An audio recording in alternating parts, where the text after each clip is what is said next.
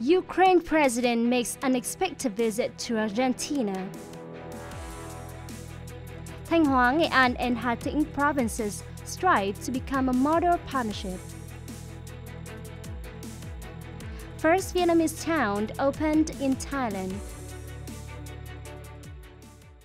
You're watching today's news on Nghệ An TV. My name is Đăng, your host. Let's come to some typical information. Ukraine President Volodymyr Zelensky makes an unexpected visit to Argentina, marking his first visit to South America since the outbreak of conflict with Russia. President Zelensky's visit focuses on Ukraine's long-term efforts to secure support from countries in the southern hemisphere to Kiev amid the ongoing 21-month conflict with Russia. In a statement on the messaging app Telegram, President Zelensky mentioned that he also met with Cape Verde's Prime Minister Correa e Silva while stopover there. He also expressed thanks Cape Verde's Prime Minister for supporting Ukraine. In Buenos Aires, Zelensky also participated in the inauguration of newly elected Argentine President Milei. The visit is part of Zelensky's efforts to build relationships with African, Asian, and South American countries towards organizing a global peace summit to push for a peace plan for Ukraine. On the morning of December the 10th, a conference has been held in Nghệ An province to evaluate the one-year implementation of the Memorandum of Understanding on the Development Cooperation among three provinces of Thanh Hoa, Nghệ An, Hà Tĩnh. Right after the first conference held in Thanh Hoa province in 2022, the three provinces have cooperated and achieved many positive results, contributing greatly to the achievements of each locality, the region, and the whole country. As a result, in 2023, economic scale of Thanh Hoa province ranks among the top 10 provinces and cities nationwide.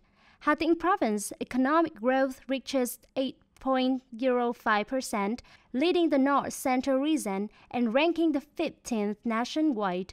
Nghệ An province enters the top 10 localities, attracting the largest FDI nationwide for the second year. This conference has agreed on cooperation and linkage between the three provinces, as well as the development plans for the North Central Coast and the Central Coastal regions. The inspection team of the People's Committee of Hoàng Mai Town is inspecting the use of explosives and blasting activities at the limestone quarry of Hoàng Mai Stone John Stock Company, following an incident due to the company's blasting activities that causes rocks and soil to scatter on the National Highway 1A. Before that, the Inspectorate of the Department of Natural Resources and Environment also conducted an inspection at the limestone quarry of Hoàng Mai Stone Joint Stock Company and uncovered some violations, including the lack of a complete system for processing stone dust filtering equipment. The company's blasting activities also dispersed dust, soil and rocks, caused vibrations and impact on the lives of local residents, as well as affecting the transportation of the North-South Railway and National Highway 1A, disrupting the production activities of companies in the Hoàng Mai 1 Industrial Park. Coming up next are some updated news.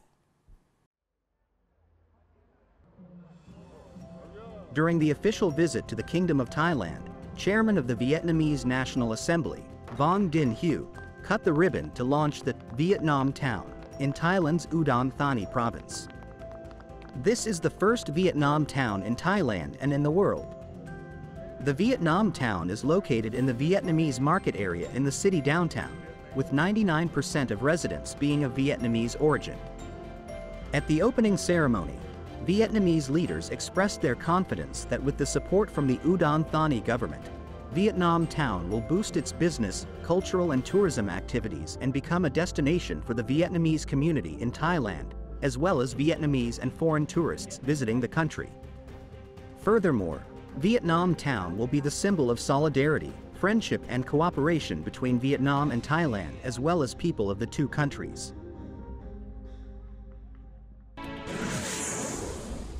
On the evening of December the 9th at Đăng Square in Hoàn Kiếm District, Hanoi City, the Ministry of Industry and Trade kicked off the Vietnamese Good Identification Program called Proud of Vietnamese Goods and Essence of Vietnamese Goods in 2023. The program is a part of a series of activities to implement the Domestic Market Development Project linked to the Vietnamese Prioritized Using Vietnamese Goods campaigns for the 2021 to 2025 period, launched by the Politburo.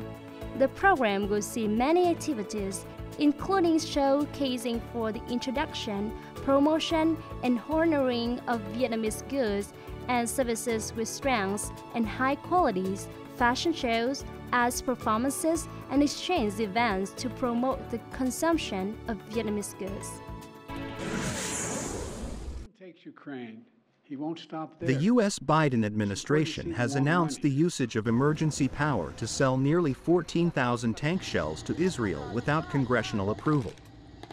The emergency privilege under the Arms Export Control Act allow immediate delivery of 14,000 out of 45,000 tank shells that the U.S. intends to sell to Israel.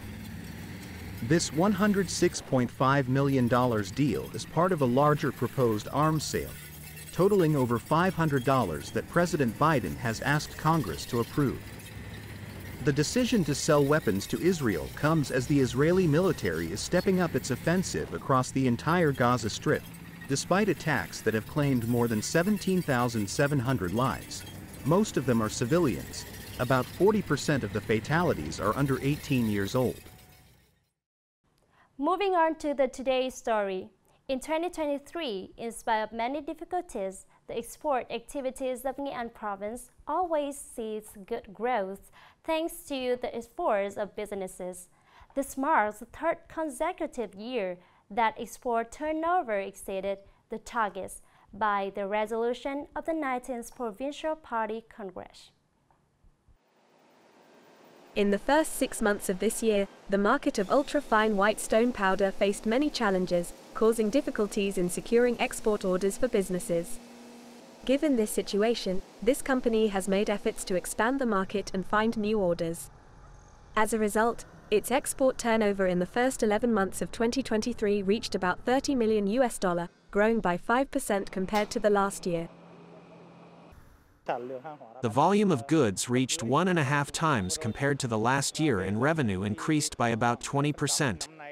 Regarding market access, we mainly participate in overseas fairs, e-commerce websites and introduce directly to businesses. In 2023, businesses in the province exported goods to 147 countries and territories, an increase of 10.5% compared to 2022. It culminated in total export estimated at $2.88 billion. We must ensure good quality, maintain customers who have long-term business relationships with the company and deploy official quotas with these customers so that output will be ensured. About 92% of our goods have been exported to the Chinese market. Export activities in 2024 are expected to face some difficulties and challenges.